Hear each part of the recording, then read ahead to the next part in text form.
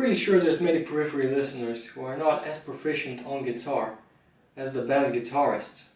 So Monsieur Misha Mansour has been kind enough to, from time to time, make a more simplistic, beginner or semi-intermediate accessible type of solo.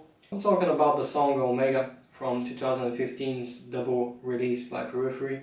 To be more specific, I mean the slow jazzy part right around the end of the 8th minute. A 30-second guitar solo which is relatively simple. And since I'm sure a lot of people have their guitars tuned to standard tuning, well, mine happens to be in standard tuning as well right now.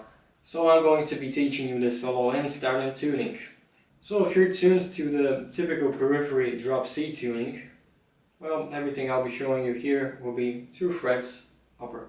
Let me first play the solo for you and then I'll break it down and show you how it's played.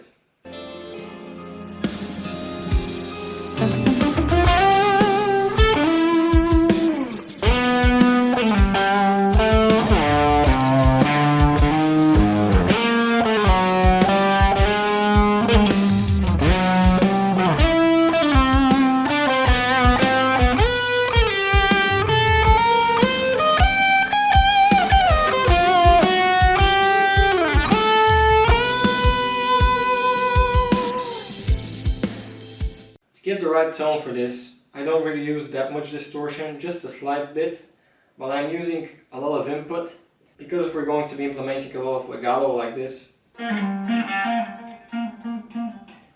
So we definitely will need a lot of input for this, but not too much distortion because we don't want any, because we'd like the notes to be a bit more tender and not have too much noise from the other strings. So keep in mind we're in standard tuning here and we're going to start with a small run from the 7th to the 9th to the 10th fret on your 4th string and the same on your 3rd string. After that we're going to be sliding to the 12th fret of your G.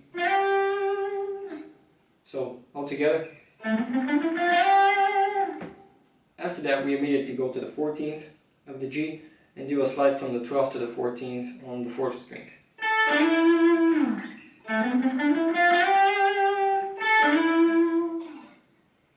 Then we slide into the 9th fret of that 4th string. We add a little vibrato to add a little bit of taste, just like Misha does every time.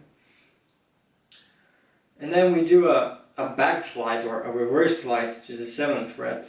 We play 7, 5, 7. So. And then we go down to the 5th string, again doing a reverse slide, and we play the 5th, the 3rd fret, and then a hammer on from the 5th to the 6th. Yeah, and we finish that off on the 4th fret of your lower E string. So altogether this second part is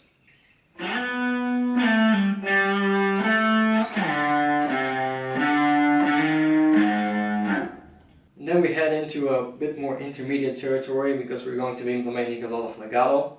So a slide to the 8th fret of your 4th string and then you're going to be doing a legato run back to the 7th, 6th and 4th. Or you can do it with the pinky. Just like that.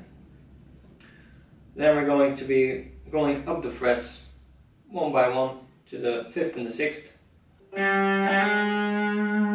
We let that ring a little bit and then we do another legato with your pinky from the 8th back to the 6th to the 5th. So all together. Then we go down on the 5th string and we play the 9th and the 10th back to the 9th. And then a slide on your G string to the 9th, legatoing back to the through the 7th to the 5th. Just like that. Then hammer off from the 7th to the 5th back to the 4th on your G. And you can pick that 4th. Then 5-4 and add a slide on your B string all the way up to the 12th. and a legato run back to 11, 10, 8. So all together. Then again, then the hammer off. So then on the beat you play a slide from the 9th to the 11th, then you play the 13th fret on your B and the 11th fret on your E. From there, from that 11th on your high E, you slide all the way up to the 15th and then play the 16th on your high E. So all together so far. And then comes another legato run. This one will implement 4 frets instead of the others where you would implement 3. So on your high E, from the 15th down to the 14th, 13th, and a slide down to your 11th. The difference here is that you want to do this a little bit faster, and then immediately after the legato run, hit the 13th fret of your B.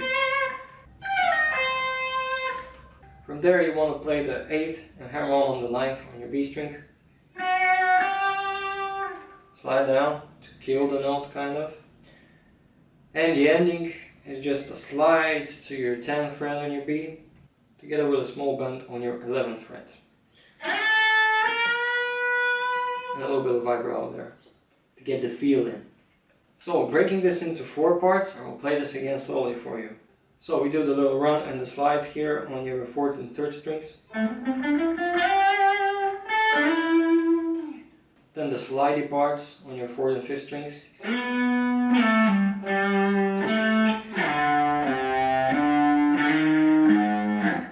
Then the legato runs. Then the 2nd and 3rd legatos.